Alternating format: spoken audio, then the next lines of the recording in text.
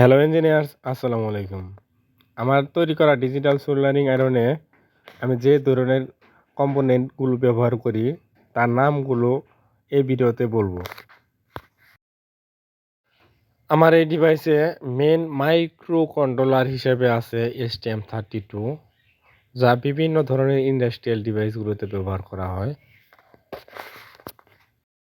Display ব্যবহার করছি SPI বা বাটন ফোনের ডিসপ্লে। থার্মোকাপল সেন্সর রিড করার জন্য ব্যবহার করছি CAF3030 সিঙ্গেল সাইড ওপিএম, ভালো মানের একটা ওপিএম পাইছি।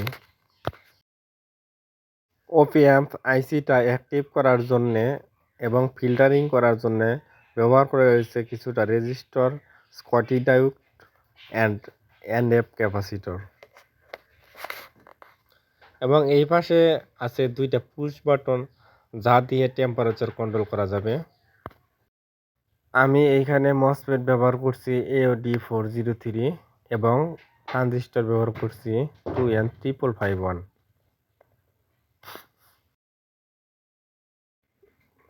এবং হ্যান্ডেল হিসেবে আমি এই আকর্ষণীয় হ্যান্ডেলটি ব্যবহার করছি। এটা প্লাগ অ্যান্ড প্লে টাইপের একটা হ্যান্ডেল।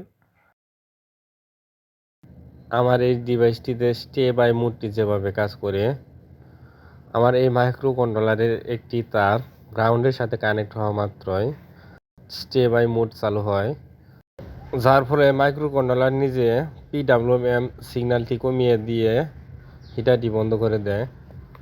হিটারের পাওয়ারটা অফ হয়ে যায়, তাই এখানে কোনো ধরনের রিলে ব্যবহার করা লাগে নাই।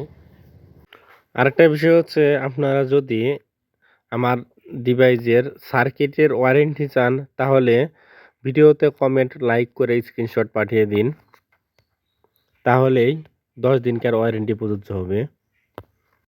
ধন্যবাদ সবাইকে ভিডিওটি সম্পূর্ণ দেখার জন্য। আসসালামু আলাইকুম।